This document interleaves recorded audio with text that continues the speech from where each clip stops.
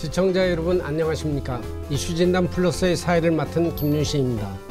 이슈진단 플러스에서는 미세먼지 제대로 알고 해결합시다라는 큰 주제하에 오늘은 7번째 시간으로 초미세먼지 관리와 공기청정 신기술 산업이라는 내용으로 초미세먼지 관리를 위한 공학적인 접근 방향과 공기청정 분야의 신기술, 미래산업 등에 대해 전문가를 모시고 이야기를 나눠보겠습니다. 오늘은 백인환 박사님, 박철홍 단장님, 노광철 박사님께서 자리를 함께 해주셨습니다. 어서 오세요. 안녕하세요. 시청자 여러분께 인사 부탁드립니다.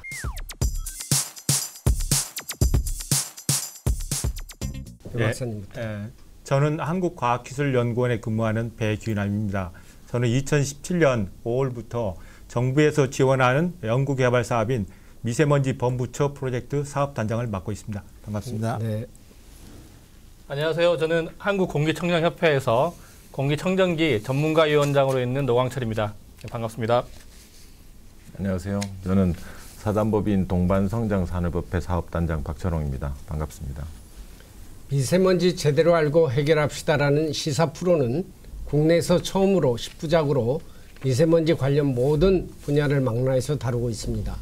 그동안 미세먼지의 발생원, 현황, 건강영향 등에 대해서 다뤘기에 오늘은 최근까지의 미세먼지 관련 연구사업과 측정 방법, 발생원 규명, 관리 방안에서의 새로운 기술에 대해서 알아보도록 하겠습니다. 먼저 국가미세먼지 사업단장을 맡고 계신 우리 백인환 박사님께서 과거에 진행된 미세먼지 연구와 현재 진행되고 있는 연구 방향에 대해서 말씀해 주시고, 특히 이제 미세먼지와 초미세먼지의 어떤 연구 내용이 어떻게 다른지를 한번 말씀해 주십시오. 네. 예, 미세먼지는 공기 오염 물질 중에 하나로 이제 과거에 우리가 산업화 과정에서 공기 오염이 심할 경우에는 주로 이제 상대적으로 큰 미세먼지 위주로 이제 여러 가지 정책이나 기술 개발이 이루어졌는데, 최근에는 이제 저희가 경제 수준이 높아짐에 따라서 미세먼지 절대적인 농도 수준은 낮아지면서 이제 우리가 더 먼지가 상대적으로 작은 초미세먼지에 관심을 갖게 되는데요.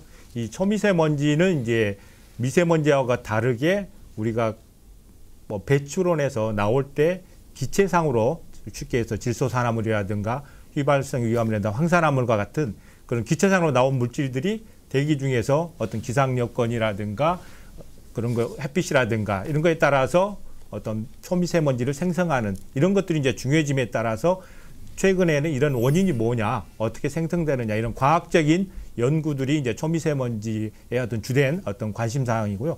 그리고 이런 작은 먼지를 잡기 위해서는 이제 기존의 미세먼지는 이제 상대적으로 큰 먼지를 잡는 집진 기술의 중심이 되었다 그러면, 최근에는 이제 그 원인 물질까지 같이 잡는, 그래서 종합적으로 이제 하는 연구들이 이제 함께 이루어지고 있고, 또 이러한 것들이 이제 개별적인 것뿐만 아니라 어떤 융합돼서 또 정책이라든가 이런 제도 개선까지를 이끌어내는 상당히 어떤 패키지 형태의 연구들이 이루어지고 있다고 보겠습니다. 작년부터 전국의 학교 교실 내 미세먼지 측정기 보급이 지시되었는데, 그 교실에서의 이제 그 미세먼지 측정 기술이 뭐 어느 정도인지 그 외국의 기술과 비교해서 한번 설명해 주십시오. 우리 박사님부터. 예.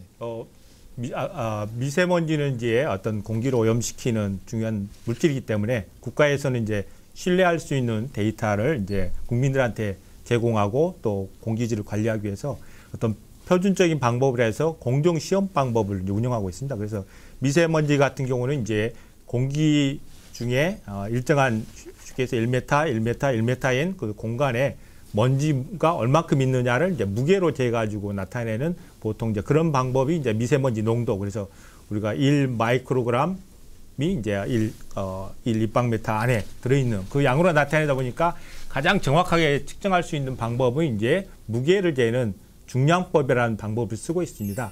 근데 이 방법 같은 경우에는 이제 필터에다가 공기를 빨아들여서 무게를 재야 되기 때문에 보통 한 2, 3일, 최소한 3일 정도 걸리고, 또 우리가 알 수 있는 정보도 굉장히 평균 농도밖에 모르기 때문에 최근에 국민들이 또 일반인들이 굉장히 빠른 시간 동안 아는 정보를 알고 싶은데, 그래서 이제 이런 거에 준하는 방법이 이제 1시간마다 데이터를 낼 수 있는 그게 이제 베타선을 이용하는 방법이라고 그래가지고 이 베타선을 이제 필터에다가 조사시키면 이제 감쇄되는 양을 가지고 하다 보니까 이제 이 경우는 이제 중량법에 비해서 신뢰도는 조금 떨어지지만 1시간 간격의 정보를 줄 수 있는 이런 것들이 이제 우리가 알고 있는 에어코리아나 이런 측정망에 나오는 정보가 되겠습니다. 그래서 이 두 가지 방법이 이제 국가에서 데이터를 생산하는 주된 방법으로 쓰이고 있는데 최근에는 이제 좀 더 빠른 시간 안에 어떤 정보를 줄 수 있는 그게 이제 우리가 빛을 쪼이면 바로바로 이제 시그널이 나와서 정보를 주는데 이 경우에는 이제 우리가 그런 그 값들의 어떤 신뢰성들이 좀 낮고 그러다 보니까 이제 국민들 입장에서는 그런 거 사용하는데 또 애로사항이 있는 것 같습니다. 그래서 이런 것들이 지금 정리되고 있는데요. 최근에 이제 정부에서는 이제 이런 거 국가에서 공식적인 데이터를 쓰는 거 아니고 간이 측정제라고 해가지고 이런 부분을 좀 제도화시켜서 국민들의 혼란을 줄이기 위해서 곧 이제 그런 것들이 예고되고 그래서 올 하반기부터 이런 국내에 시판되는 어떤 측정기들을 조금 등급을 나눠서 어떤 신뢰도를 국민들한테 알리려고 지금 추진하고 있습니다. 네, 이제 이와 같이 미세먼지 측정기가 소형으로 점점 해서 이제 센서로 이제 발전되고 있는데요. 네. 센서 기술은 어느 정도 이렇게 돼가고 있습니까? 방금 그 백인남 박사님께서 말씀을 하셨던 것처럼 미세먼지를 측정하는 기술 중에 가장 정확한 것은 무게 방식입니다. 근데 시간이 지나면서 어떤 반응에 대한 어떤 액션, 그러니까 우리가 센싱을 한 다음에 뭐 공기청정기를 틀어라, 그다음에 환기장치를 틀어라 이런 것들을 할 때는 그 반응 시간이 되게 중요하거든요. 그런 측면에서는 센서가 빨리 측정하고 빨리 값을 보여줄 수 있는 게 중요하고 그런 방식이 흔히 말하는 광학 방식이라는 게 개발돼서 사용이 되고 있습니다. 그 수준은 뭐 국내 수준이나 외국 수준이나 거의 유사한 수준이고, 근데 그것을 어떻게 작은 형태로 만들 것인지, 그리고 그것을 어떻게 잘 활용할 것인지, 이 장치를 아까 뭐 배 박사님께서 말씀을 하셨지만은 정확도가 좀 떨어진 측면이 분명히 존재를 합니다. 그래서 그것을 어떻게 잘 튜닝을 해서 정확한 값을 잘 맞출 것인지 그런 부분들이 사실은 이제 소프트웨어 기술들이 점점 발전을 하고 있는 단계라고 보시면 될 것 같고요. 그런 기술 측면에서는 우리나라가 외국에 비해서 한 80~90%는 되지 않나 생각을 하고 있습니다. 근데 이제 센서에도 실질적으로 문제가 실시간으로 이렇게 나오는 건 아닙니까? 어떻습니까? 센서 광학 방식 같은 경우에는 거의 실시간으로 나온다고 볼 수가 있고요. 그다음에 저희가 앞으로의 산업들을 이제 미래 공기 산업이라고 하는 것을 감안을 한다면 데이터를 누적하고 실시간 데이터를 누적하고 그걸 활용하고 하는 측면에서는 광학 방식이 저는 적합하다고 생각을 하고 있고 그렇다면 아까 말씀드렸던 광학 방식을 어떻게 정확한 값으로 도출할 것이냐 그런 연구들이 더 많이 필요하다고 생각을 합니다.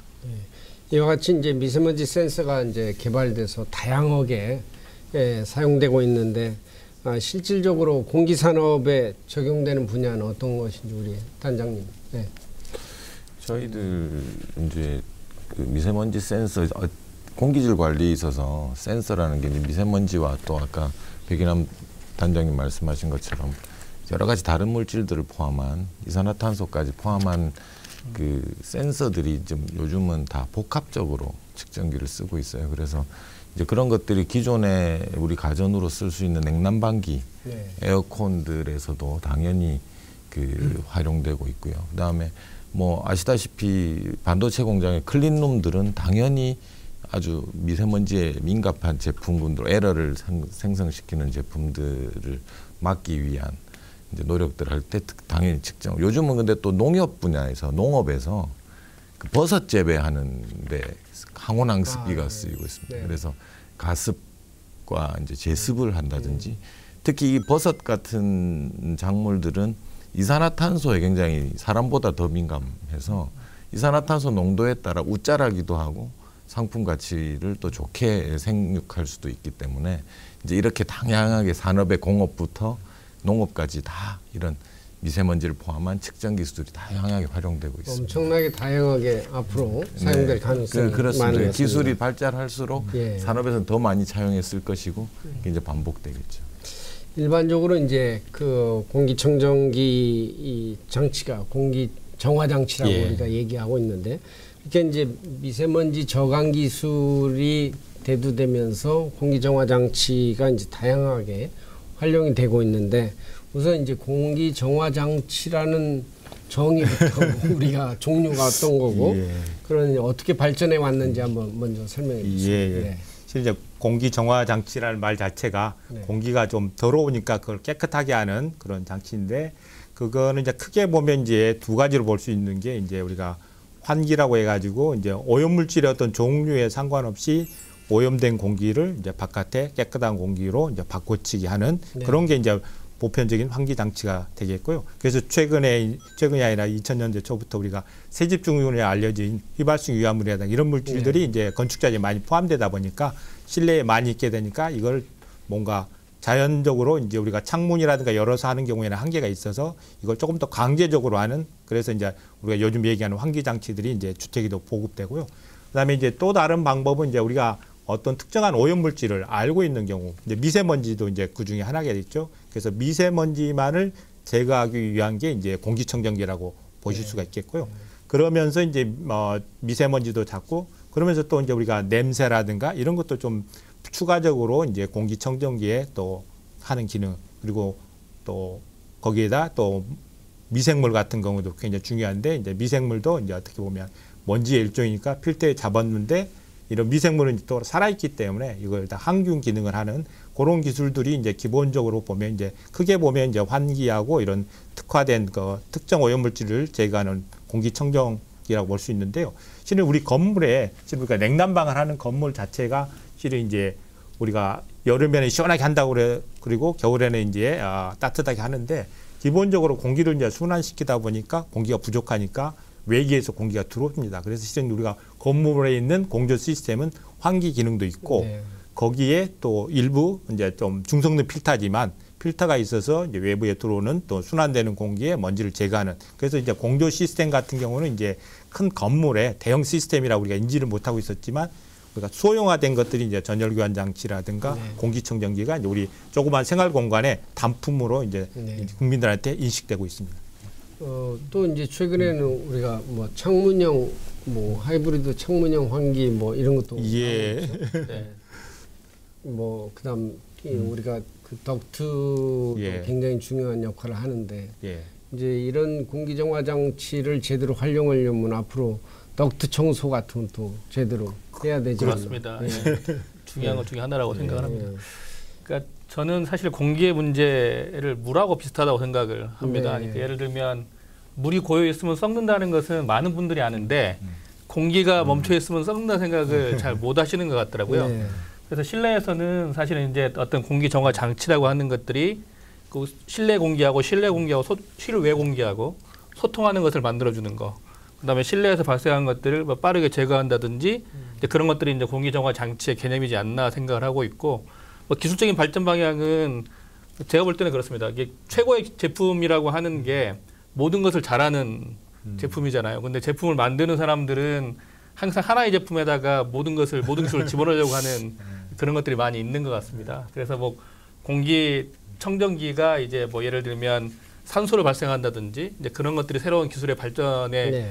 방향으로 될 수 있는 것 같고 이제 환기 장치 같은 경우에는 환기 장치하고 뭐 공기청정기 같이 기능이 있는 신풍기라는 제품들도 뭐 나오고 있는 뭐 그런 상황인 것 같습니다. 네, 저 지금 아주 지적을 잘 네. 해주셨는데 실내하고 실외 소통을 하는 네, 것이 맞습니다. 예. 여기에도 소통이 예. 해당이 되는 것 같습니다. 최근에 이제 학교 미세먼지 저감을 위해서 이제 공기 정화 장치가 이제 여러 군데서 적용이 되고 있고 학교에 따라서는 공기청정기를 적용하기도 하고 환기 장치를 적용하기도 하는 것에 대해서 시청자 여러분이 이제 잘 모르시기 때문에 공기청정기에 대해서 다시 한번 우리 노광철 교수님이 좀 설명해 주시고 네. 환기순환기에 대해서는 우리 박철홍 단장님이 한번 말씀해 주시고. 네. 네. 먼저 공기청정기에 대해서 설명을 드리면 공기청정기에는 본연의 기능은 미세먼지를 막혀 있는 공간에서 미세먼지를 빠르게 제거하는 게 원래 목적이라고 생각할 수 있습니다. 부가적인 특징은 이제 뭐 가스성 물질을 조금 제거한다든지 냄새를 제거하는지 그런 기능이 있는데 본연의 목적은 미세먼지를 제거하는 겁니다.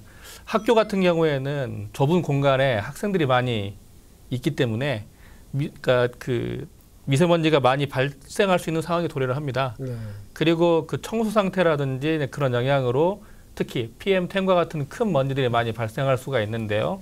그런 데서는 공기청정기가 중요한 역할을 한다고 보고 있고, 또 한 가지 PM2.5 같은 작은 먼지들은 주변의 도로 상황이라든지 학교의 입지 조건에 따라서 외부에서 많이 들어오고 있습니다. 그런 경우에는 이제 공기청정기 사용을 하면은 미세먼지를 제거하는 측면에서는 효과가 크다라고 보여집니다. 그러나 이제 미세먼지만 제거하다 보면은 사람들이 내뿜는 안 좋은 그 이산화탄소라든지 네. 이제 냄새라든지 그런 것들이 있는데, 그런 것들은 오히려 공기청정기보다는 환기장치가 더 효과가 있을 거라고 생각을 하고 있고, 그 네. 부분에 대해서는 아마 박준호 의원님께서 더 잘 설명해 주실 거라고 생각을 합니다. 예, 예, 말씀해 주세요. 그 지금 아까 서두에 말씀하신 것처럼 지금 그 학교에서 많은 그 미세먼지 관련 이제 대응책들을 교육부가 내놓고 있고, 이제 국가적으로 그 대책을 세우고 있는 걸로 알고 있습니다. 그래서 그 특히 이제 그 공기청정기가 원래 본연의 이제 미세먼지를 제거하는 능력이 있다는 건 뭐 누구나 다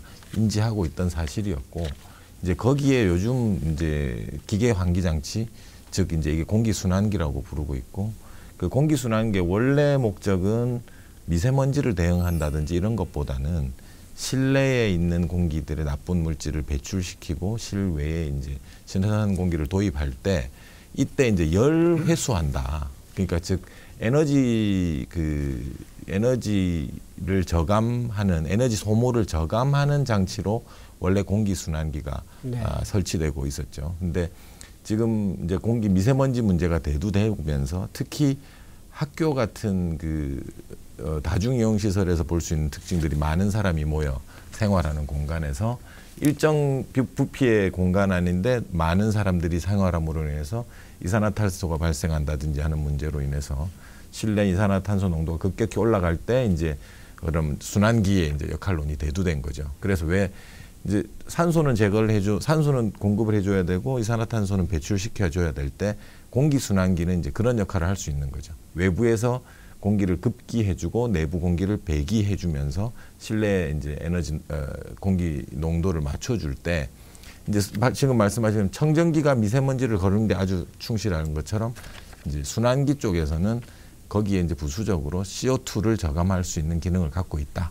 거기에 또 하나는 이제 에너지를 좀 소비량을 줄이면서 이제 열회수형 환기장치에 대해서 간략하게 소개를 드리자면, 지금처럼 무더운 여름에 이제 창문을 열게 되지 않습니까? 그러면 왜냐하면 사람이 많이 생활하다 보면 이제 산소 도입이 필요하고, 네. 그럴 때 창문을 열게 될 경우 실내에 기껏 에어컨이 노력해서 식혀놓은 열을 일순간에 창밖으로 뺏기게 되겠죠. 네. 그때 이제 또다시 더 더운 바람이 실내로 들어오게 돼 있습니다. 이런 구조에서 기계 환기 장치, 즉 공기 순환기가 이제 역할을 하게 되는데요. 이 기계식 환기 장치 안에는 열교환 소자라는 물체가 들어 있습니다. 이 물체가 실내에 시원한 공기가 나갈 때 이 소자에 머물게 되고요. 잠깐이나마.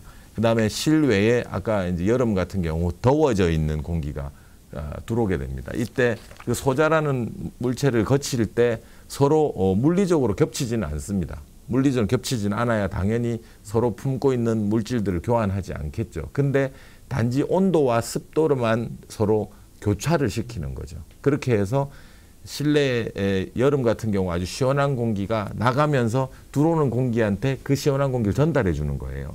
더운 공기에게. 그러면 더운 공기가 들어올 때 조금이나마 온도가 떨어뜨려서 들어오게 되겠죠.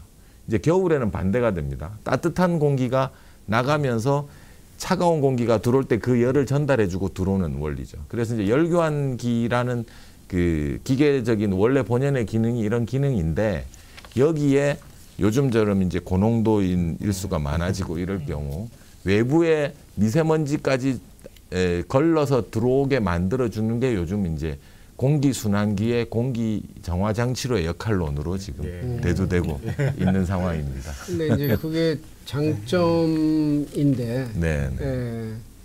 조금 단점도 있지 않겠습니까? 당연히 열 교환한다는 것 자체는 네. 청정기는 내부의 재순환 기능으로 돌리기 때문에 네. 에너지를 손실을 볼 일이 별로 없습니다. 하지만 열교환기는 뭐 냉난방 효율이 뭐 70%까지 육박한다고 하지만 그래도 에너지를 좀 손실률이 있어서 24시간 가동하는 것보다는 공기질에 따라서 선택적으로 일을 하도록 하는 것이 좀 적합할 수 있고요. 또 하나는 그 청정기는 이 미세먼지 분야에서 계속 기계들이 튜닝이 되고 발전이 되고 해왔었어요. 근데 순환기는 원래 본연의 기능들은 말씀드린 것처럼 에너지를 세이빙하는 역할로 재단된 기계입니다. 근데 최근에 이제 그 미세먼지 문제가 급박해지면서 그 역할까지 맡기다 보니 이제 필터라든지 그 사실 뭐 풍량이라든지 이제 자기가 제때 이 공기를 환기시켜야 되는 양이라든지 이런 부분에서 기계적 발전들이 조금 더 필요한 건 사실이고 이제 그런 부분에 있어서 많은 뭐 업체들이 밤잠 안 자면서 하고 있으리라 봅니다. 이것은 그 백인남 단장님 좋아하시는 말씀인데 사실은 바깥에 있는 공기는 공짜거든요. 어찌 보면은. 근데 실내에 있는 공기는 우리가 뭐 에어컨도 틀고 난방에도 틀고 뭐 공기청정기도 틀고 그래서 가격이 비싼 공기입니다. 그래서 그것을 그냥 바깥으로 버리면 아까우니까 그것을 이제 에너지 절약하는 것처럼 돈을 절약하기 위해 사용하는 장치가 사실은 전열교환기인 환기장치라고 보시면 될 것 같습니다. 지금 공기청정기가 시중에 나와 있는 게 엄청나게 다양하게 많지 않습니까? 뭐 모델도 다양하고 회사도 뭐 많이 생겼고. 근데 이제 공기청정기가 실질적으로 미세먼지 제거에는 확실히 효율이 있다라고 알려져 있는데 어느 정도 그런 효율이 좋다든가 그런 자료가 있습니까? 네, 있습니다. 그러니까 한국공기청정협회에서 우리가 공기청정기의 저격 면적이라는 것을 인증을 하고 있거든요. 그 인증을 할 때는 우리가 미세먼지를 10분 동안 50%의 미세먼지를 제거할 수 있을 때의 성능을 가지고 우리가 인증을 하고 있습니다. 그래서 10분 정도 지나면 초기의 농도보다 한 50% 떨어진다고 생각하시면 될 것 같고요. 한 30% 지나면 한 80% 이상 떨어진다고 보시면 될 것 같습니다. 일반적인 성능을 갖고 있는 공기청정기들은 그것을 다 만족을 시키고 있습니다. 지금 이제 공기청정기가 그동안에는 거의 가정용으로 개발이 맞습니다. 됐다가 최근 들어서 이제 정부 시책에 따라서 교실용 공기청정기가 되고 또 이제 최근에 뭐 지하철역 대용량으로 점점 이렇게 달라지고 있는데 이 공기청정기의 어떤 그 사용이 커지면서 실질적으로 어떤 기술적이라든가 특성이라든가 이런 것이 어떻게 그 달라지고 앞으로 공급이 어느 정도 어떻게 변화될 거라고 혹시 예상하시는지. 먼저 공기청정기 기능을 좀 잠깐 설명을 드리면 많은 분들이 공기청정기가 미세먼지를 제거하는 기능이 있다는 것은 다 알고 계실 겁니다. 그런데 오히려 더 큰 기능들이 한 2가지 정도가 더 있는데요. 그 중에 하나가 뭐냐면 깨끗한 공기, 미세먼지가 걸러진 깨끗한 공기를 넓은 공간에 확산을 시켜서 먼지의 농도를 떨어뜨리는 역할을 한 가지를 합니다. 그러니까 제거하는 것뿐만 아니라 농도를 떨어뜨리는 역할을 중요한 역할을 하나를 하고 있고요. 또 한 가지 기능은 팬이 안에 달려 있기 때문에 공기를 잘 순환시키는 역할을 하고 있거든요. 아까 말씀드렸던 것처럼 공기도 물처럼 이렇게 순환이 되지 않으면 썩기 때문에 그 순환을 잘 시키는 기능들은 상당히 중요하다고 생각이 되어지고 있고 지금 제품들은 대부분 다 그런 기술적인 기능들을 포함하고 있는 것들이 많고 앞으로도 그런 것들을 많이 발전시켜 나가고 있는 추세입니다. 특히 넓은 공간을 우리가 공기 청정을 하려면 그런 공기의 순환 기술 사실은 공기가 미세먼지를 품고 있는 공기가 공기청정기를 들어가서 필터를 거치지 않으면 미세먼지가 제거가 되지는 않거든요. 그래서 어떻게 하면 그런 공기를 잘 순환시킬 수 있는 것인지가 상당히 중요한 역할을 하고 있는 것이고 그리고 이제 저는 공기청정기가 한다면 앞으로는 아마 청소기하고 경쟁을 하지 않을까 생각을 하고 있습니다. 왜 그러냐면 공기청정기가 많은 분들이 큰 먼지를 잘 제거한다고 알고 계십니다. 근데 오히려 공기청정기는 큰 먼지를 제거하는 능력보다는 작은 먼지를 제거하는 성능이 훨씬 더 큽니다. 그 일례를 들어서 큰 먼지는 무게가 있기 때문에 아까 말씀드렸던 것처럼 공기가 공기청정기까지 도달하기 전에 바닥으로 떨어지거든요. 그래서 여러분들이 공기청정기를 사용해도 바닥에 미세먼지들이 보이는 이유가 이제 그런 이유라고 생각하시면 그것들은 다 큰 먼지들이거든요. 근데 그런 것들을 어떻게 효과적으로 제거할 수 있느냐가 아마 앞으로 공기청정기가 발전하는 방향이라고 생각을 하고 있고 그 용량이 커질수록 이제 그런 능력을 평가하는 기준들이 더 활발하게 개발될 거라고 생각을 하고 있고요. 그래서 부가적으로 아까 뭐 공기순환기를 말씀하셨던 것처럼 이제 산소, 그러니까 이산화탄소가 발생하면 산소량이 줄어들지 않았습니까? 네. 이제 그런 것들을 어떻게 하면 커버할 것이냐, 아니면 공기를 만드는 기능들도 아마 포함되지 않을까 생각을 하고 있습니다. 어쨌든 간에 이제 공기청정기하고 환기순환기가 이제 다양하게 지금 사용이 되고 있는데 이게 이제 최근 들어서는 새롭게 개발되는 이제 공간에 따라서 뭐 일종의 이제 차별화된 또는 특성별로 만들어지는 새로운 공기청정기라든가 환기순환기가 나오는데 우선 공기청정기는 어떤 것들이 있는지 한번 말씀해 주세요. 그러니까 요즘에는 맞춤형 이제 공기청정기들이 많이 나오고 있습니다. 그러니까 학교 같은 경우에도 그 학교에서 여러 가지 실험을 하고 그 관찰을 해보니까 성능이 어느 정도 되면은 우리가 WHO에서 말하는 10마이크로그램 이하의 농도를 항시 유지할 수 있는 그런 기술들이 이제 개발이 되고 있습니다.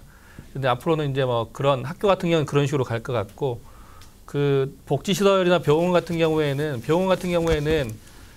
그 어떤 미생물이 필터에 걸러진 다음에 그것들이 토출되지 않아야 되지 않습니까? 네. 근데 그것들이 이제 토출되지 않는 정말 클린룸, 아까 수술실 같은 이제 그런 기술들이 병원에는 공기청정 기술로 도입될 거라고 생각을 하고 있고 많은 분들이 경험을 또 하신 것 중에 하나가 에어컨을 처음에 틀면 에어컨 냄새도 나고 하는 것들이 있거든요. 네. 그런 것들이 에어컨에서 나오는 미생물 중에 하나입니다. 병원이나 노인 복지시설, 요양병원 같은 경우에는 그런 것들을 효과적으로 제거할 수 있는 어떤 청정 기술이 아마 들어갈 거라고 생각을 하고 있고 아직 그게 법제화는 않았는데 앞으로는 이제 그런 것들을 좀 인증화하고 법제화를 할 필요가 있지 않나. 네. 그래서 의도적으로 기술도 그런 쪽으로 발전시킬 필요가 있지 않나 그런 생각을 하고 있습니다. 네. 환기순환기는 어떻습니까?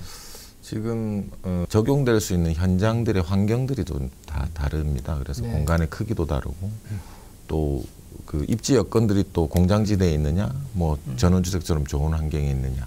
아무래도 공짜로 쓰는 좋은 공기를 쓰는 순환기는 그걸 기반으로 하기 때문에 그 위치가 굉장히 중요하죠. 그래서 그 건물의 성격에 따라 맞춤형으로 이제 다양한 시도들이 있는데요. 특히 이제 기술이라는 게 뭐 자기가 독자적으로 창조하는 것도 있지만 다른 산업 분야에서 있는 기술들을 많이 차용해서 갖고 오잖아요. 그래서 지금 아까 음압, 양압, 이제 환기라는 건 기본적으로 공기의 압력을 활용하는 기술이기 때문에 클린룸에서 쓰는 뭐 양압을 발생시켜서 하는 부분과 그다음에 병원 중환자실이나 우리 전염성 있는 병들이 있을 때 음압실에서 배기량을 늘려줘서 음압을 유지를 한다든지 이제 급기량을 해서 이제 클린룸에서 양압을 유지한다든지 뭐 에어워셔를 통해서 이렇게 털어낸다든지 이제 체육관 같은 데 보면 큰 공간에 다양한 야외 활동 대신 미세먼지 문제로 인해서 야외 활동 못할 때 체육관에서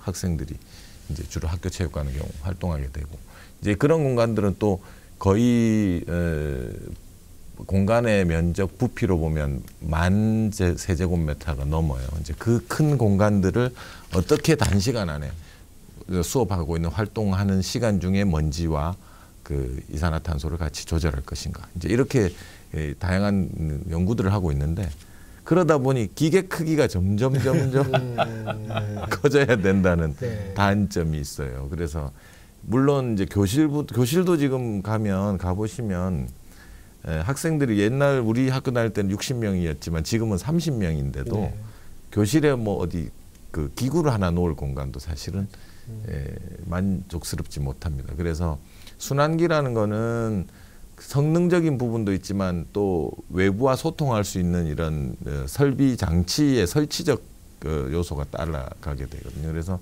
어떻게 설치할 것인가, 창문을 이용하든지 벽을 이제 순환기는 꼭 필수적으로 이전에는 벽을 타공을 해서 덕트가 교환되도록 했었는데 이제 이 설치 방법에 있어 기계적인 연구와 더불어 설치하는 방법에 대한 고민들도 지금 같이 하고 있어서 보다 간편하게 설치할 수 있는 기계. 그다음 큰 체육관을 또 일시에 또 공기를 순환할 수 있는 이제 그러면 청정기하고 또 다르게 일하는 게 하나 있었잖아요. 아까 열 교원 회수할 수 있는 그 회수할 때 소자 크기가 좀 항상 핸디캡으로 작용할 수 있습니다. 그래서 그 소자 크기를 효율을 높인다든지 또는 이제 그 아까 말씀하신 그 공조기 쪽에서의 환기를 차용하잖아요. 이때 실외기, 실내기를 혼합해서 쓰면 효율이 좀 올라갑니다, 사실은. 근데 이제 그때 어떻게 미세먼지를 걸러서 그 홍기 문제에서 좋은 공기를 한다든지 이런 지금 제가 말씀드린 여러 가지 연구해야 될 분야들이 있고 그걸 다 개선하는 제품들을 지금 다양하게 개발하고 있습니다. 지금 이제 어쨌든 두 분 말씀을 들어보면 공기청정기하고 이제 그 환기 순환 장치가 이제 대세로 지금 그 교실 내 미세먼지 저감을 위해서 사용되고 있는데 혹시 그 어느 정도 이렇게 그 사용되는 실태라든가 어떤 제품이 뭐 좋은지 또 뭐 그런 것에 대한 자료가 있습니까? 네, 뭐 실태라고보다는 지금 이제 없던 게 안 쓰던 걸 이제 쓰려고 하다 보니까 조금 더 하는데 근본적으로 이제 우리가 미세먼지로 그 전에는 이제 우리가 새집 증후군, 새학교 증후군 했죠. 휘발성 유화물 문제로 이제 관심을 가졌을 때는 실은 환기가 그걸로 하면 이제 다 해결이 됐는데 저희가 이제 미세먼지로 이제 인해서 다시 이제 공기질을 전반적으로 보게 되다 보니까 이제 실은 CO2 문제도 나오고 실은 에어컨 틀 때도 똑같은 상황입니다. 공기청정기하고 그때 환기시키면 안 돼요. 근데 에어컨 틀 때는 CO2 문제를 얘기를 안 하다가 왜 그거는 이제 열적인 부분에 그것 때문에 이제 그것 쪽에 있는데 지금 이제 우리 인식 수준이 공기질까지 이제 확대되다 보니까 미세먼지 하다 보니까 그럼 CO2도 같은 공기질에 속하다 보니까 그 문제들이 이제 본격적으로 거론됐는데 안타깝게 이제 저희가 아까도 말씀드릴 때 이런 건물이나 이런 데는 공조 시스템이라고 해서 생활하는 사람이 의식하지 않더라도 알아서 찬 공기도 주고 이렇게 했는데 우리 지금 학교에는 이제 그런 어떤 설비들이 갖추고 있지 못하는데 새로 이제 넣으려고 하다 보니까 공기청정기 넣으면 이제 먼지를 잘 잡을 수 있는데 환기가 안 되는 문제죠. 또 환기 장치라든가 이거 넣게 되면 환기는 잘 시킬 수 있는데 그럼 바깥의 먼지가 굉장히 고농도일 때 환기의 전제 조건이 밖이 깨끗하다는 건데 그런 조건을 만족하지 못하다 보니까 또 그런 단점들이 있고 그래서 그런 부분이 이제 서로 지금 아마 상충되는데 결국 이제 우리가 현실적인 조건에서 그럼 뭘 우선적으로 생각할 거냐. 아까 그 뭐 CO2도 작고 미세먼지 작고 이거는 현실적으로 좀 아직 적절하지 않는 시스템적이기 때문에 그러면 미세먼지를 또 우선적으로 할 거냐. CO2를 할 거냐. 왜? 학교라는 공간 자체가 결국 학생들이 상대적으로 많기 때문에 학생들이 있기 때문에 이제 CO2도 생기고 평상시에 또 뛰놀면 먼지도 발생되고 근데 이제 우리는 이제 그런 평상시 조건에 대한 그 해법도 생각해야 되지만 지금 미세먼지 때문에 제일 걱정하는 게 고농도 때 수업도 이제 밖에 야외 활동 못 하다는 게 그런 문제를 한꺼번에 풀 수 있는 그런 시스템이 지금 뭐 공기청정기도 마찬가지고 환기 장치도 둘 다 만족하지 못하는 상황이라 서로 이제 여러 가지 관점에서 얘기를 하는 것 같고요. 그래서 지금 정부에서는 올해부터 이제 학교에 대해서 정말 이제 우리가 현재 있는 그런 학교에 대해서도 이제 해법을 만들고 또 새로운 학교 같은 경우는 이제 거기서 그런 거 시스템적으로 먼지도 잘 하고 또 아까 환기도 잘 할 수 있는 그런 기술을 개발하는 사업이 이제 올해부터 아마 시작을 하게 될 것 같습니다. 근데 그 사이까지 이제 지금 이제 여러 가지 교육청이나 이런 데 논란이 될 수밖에 없는데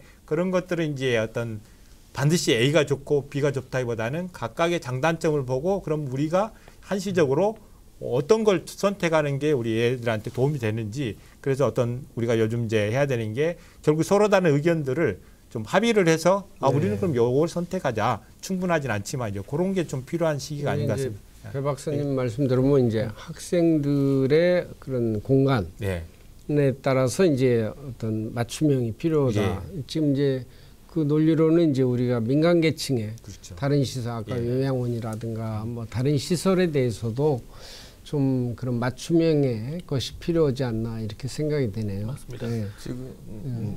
지금 좀 과도기적으로 아까 말씀하신 것처럼 그 각각 기능들이 원래 충실했던 기능들을 충실하고 있는 기계들로 개발이 됐었고 지금 이제 사회적인 변화에 의해서 환경의 변화에 의해서 지금 기계에 대해 요구한 요구치가 좀 바뀐 거거든요. 그래서 청정기와 순환기를 뭐 이게 좋다 저게 좋다 이렇게 가르기보다는 지금 과도기적 형태에서는 같이 적절한 환경을 따져서 같이 병행해서 이제 사용하는 방법이 지금 아주 뭐 지금 현재 상태에서는 현명하지 않을까 이런 생각도 좀 맞습니다. 저도 그 최적화된 방법은 두 장치를 효과적으로 어떻게 믹스해서 사용할 네. 것이냐, 네. 그리고 이걸 최적화된 어떤 그런 소프트와 스마트한 기술을 어떻게 만들어갈 것이냐가 사실 앞으로 해야 될 일이라고 생각을 합니다. 근데 아까 공간 맞춤형이라고 생각했었으나 학교 같은 경우에는 그 아이들이 미세먼지에 취약하기 때문에 미세먼지를 지금 위주로 가고 있지만 네. 실제로 올해 교육부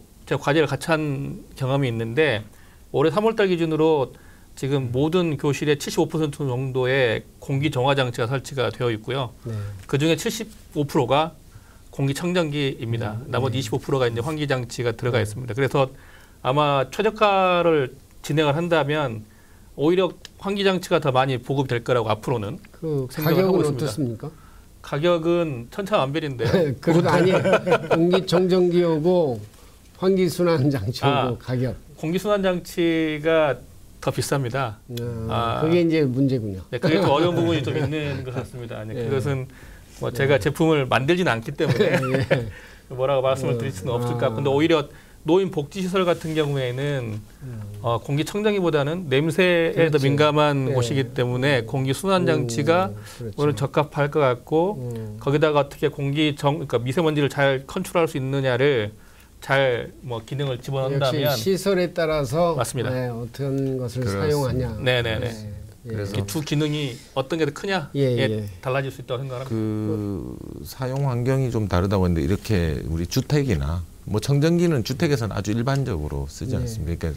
그러니까 그 제실 인원이 작을 그렇죠. 경우는 청정기의 역할이 아주 크고 순환기의 오히려 역할이 좀 덜 할 수 있죠. 이제 이산화탄소 발생 농도가 아무래도 낮을 테니까. 근데 이제 제실 밀도가 확 올라가는 공간일 경우는 네. 이제 순환기의 역할을. 근데 순환기는 아까 말씀하신 가격적으로 조금 부담이 더 될 수 있고, 그다음에 설치적으로 외부 공기를 들여다 쓰는 부분에 있어서 좀 핸디캡이 있어서 지금 보급이 좀 덜한 게 사실인 것 같고요. 이제 사실 아시다시피 2006년 학교보건법 제정 이후에는 그 사실 순환기들은 학교마다 다 신축 학교들은 갖고는 있습니다. 네. 갖고는 있는데 아까 우리 저 단장님 말씀하신 것처럼 이게 이제 이게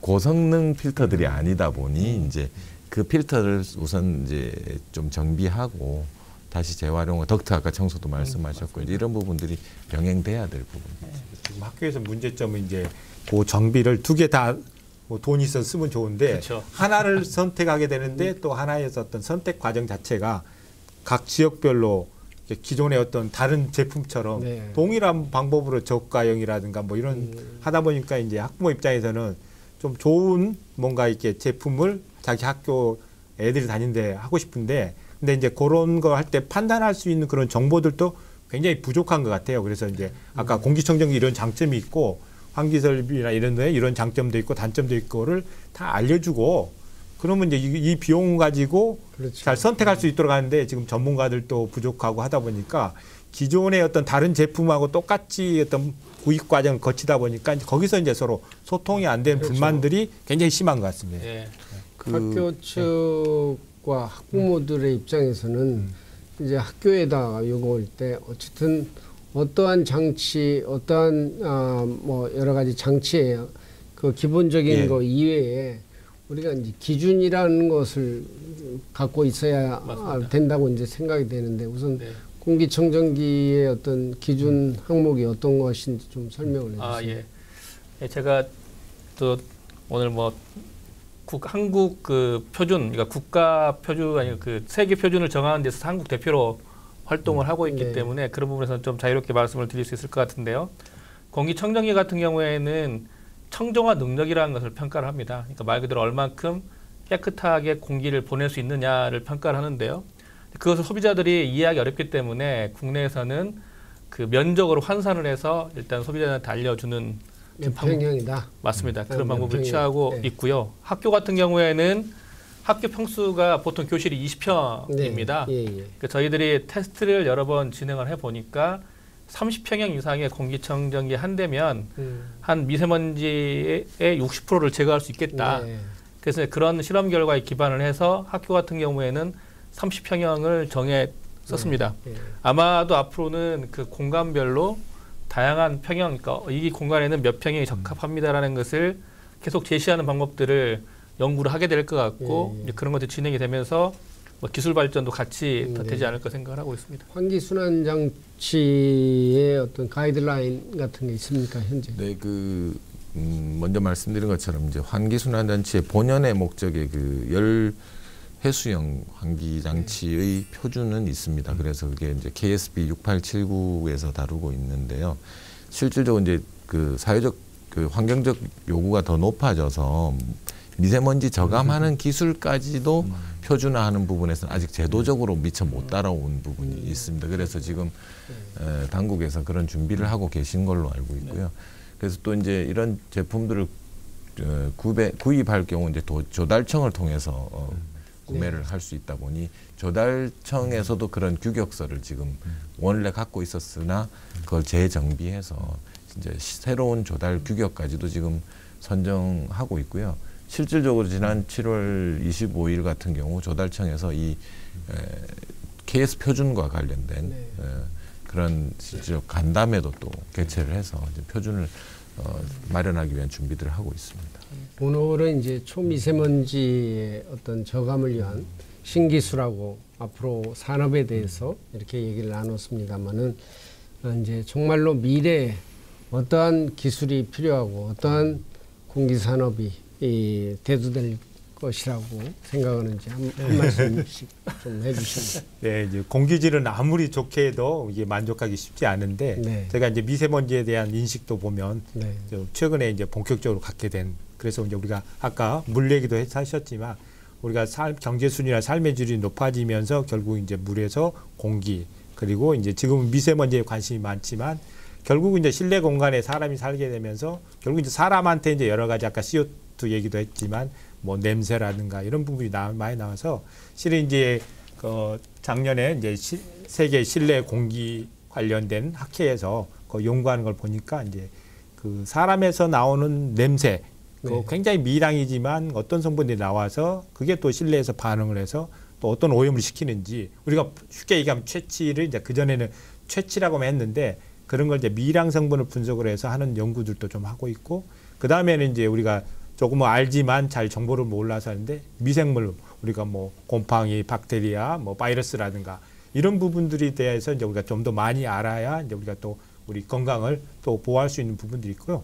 그리고 이제 또 하나는 이제 우리가 건물 하다 보니까 우리가 결국 에너지나 이런 것들은 돈으로 금방 환산돼서 에너지 관점에서 이런 건축물들이 주로 많이 관리되고 설계됐는데 이제는 이제 공기질까지 같이 해서 그리고 우리가 아까 센스 얘기도 나왔듯이 이제 우리가 에어코리아나 이런 정보들을 연동해서 우리는 거주자들이 모든 걸 관리하는 데는 네. 어려움이 있기 때문에 그런 센서 정보를 연동을 해서 이런 실내 공기질을 알아서 잘 관리해주는 그래서 지금 스마트 시티라고 하는데 네. 대부분 다 이제 그런 정보라든가 이런 쪽이지만 공기질까지 그걸 접목해야만 그야말로 스마트 시티가 되지 않을까. 거기서 이제 우리가 이 공기 관리 기술들이 점점점 잘 관리되는 기술들이 개발되지 않을까 싶습니다. 요즘 얘기하는 IoT 기반이라든가 AI 이용한 뭐 여러 가지 기술이죠. 네.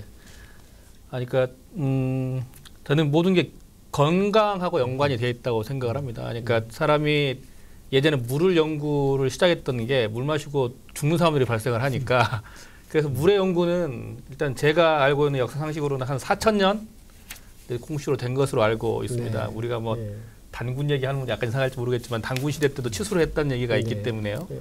근데 공기는 이제 연구를 시작한 게 한 50년밖에 안 됐습니다. 그래서 우리가 안전한 공기, 우리가 지금 편하게 안전하게 물 마실 수 있는 것처럼 안전한 공기를 추구할 때까지는 아직 시간이 많이 필요하다고 생각을 하고 있고 저는 지금 상태가 그 중간 지점이라고 생각을 하고 있거든요. 그래서 앞으로 뭐 100년이 될지 200년이 될지는 저는 잘 모르겠지만 지금 당장 눈에 보이는 것은 IoT 연관되어 있는 기술들, 네. 그다음에 건강하고 공기하고에 연관된 그 맞춤형 기술들 이제 그런 것들이 더 심오하게 발전하지 않을까 생각을 합니다. 그래서 아마도 공기 프린트라는 저는 용어를 좀 사용을 하는데요. 그러니까 공기 발자국. 사람의 어떤 사람마다 건강의 어떤 패턴이 다르고 네. 또 공기에 취약한 일부의 사람들이 많이 있지 않습니까? 근데 그런 분들은 본인들이 어떻게 본인들을 관리를 해야 될지까지 나온다면 아마 그게 새로운 공기 신기술이 되지 않을까 예. 생각을 해봅니다. 예, 저희들이 이제 그 제품을 개발하다 보면 아주 다양한 필터 종류와 다양한 집진 방식들, 뭐 전기 집진이든 음이온 음이온 발생에 의해서 먼지를 이렇게 굳게 만들어서 떨어뜨린다든지 아주 다양한 시도들도 있고 다양한 기술들이 많이 개발돼 있는 건 사실인 것 같아요. 근데 이제 그게 실질적으로 발생되고 있는 위의 가스라든지 위의 미세먼지를 잡는 능력들이 있는지에 대한 다양한 시도들과 다양한 실험들이 이제 선행된다면 아주 좋은 기술들이 많이 나올 걸로 보이고요. 이제 그런 부분을 활용해서 이제 사실 2018년도 최고의 키워드가 미세먼지였다고 해요. 단연 1등이라고 하는데 사실 우리가 미세먼지 문제를 가지고 이렇게 논의하기 시작한 것도 사실 얼마 안 됐지 않습니까? 한 2년 안 됐을 겁니다. 그래서 그런 걸로 볼 때 지금 아직도 이제 연구실에서 이렇게 발전해가는 기술들과는 좀 별도로 현장에서 적용할 수 있는 부분까지 이렇게 끌어들여서 기계들의 성능을 올리는 문제까지는 조금 더 많은 노력들과 더 많은 개선이 필요할 거라고 저는 이제 맑은 공기를 숨쉬기 위해서는 우리 다 같이 노력을 하면서 또 새로운 기술에 의해서 우리가 건강하고 안전한 공기를 마셔야 되지 않나 생각합니다. 오늘은 미세먼지 제대로 알고 해결합시다의 7번째 시간으로 초미세먼지 관리와 공기청정 신기술 산업이라는 주제로 공기정화장치 현재와 미래의 신기술과 신산업, 미세먼지 저감을 위한 미래의 연구 방안에 대해서 세 분의 전문가로부터 얘기를 들었습니다. 오늘 출연해 주셔서 감사합니다. 네, 수고하셨습니다. 감사합니다. 미세먼지 문제의 해결에는 전문가들의 기술적 해법 이외에 우리 모두가 생활 속에서 해결해야 할 부분입니다. 이슈진단 플러스에서는 미세먼지 해결을 위해 최고의 전문가들의 고견을 듣는 시간으로 향후 국가의 미세먼지 관리 대책 및 보건복지 정책에 도움이 되도록 노력할 예정이오니 여러분의 건강을 위하여 채널 고정해 주시기 바랍니다. 다음 주에 다시 뵙겠습니다. 시청해 주신 여러분 감사합니다.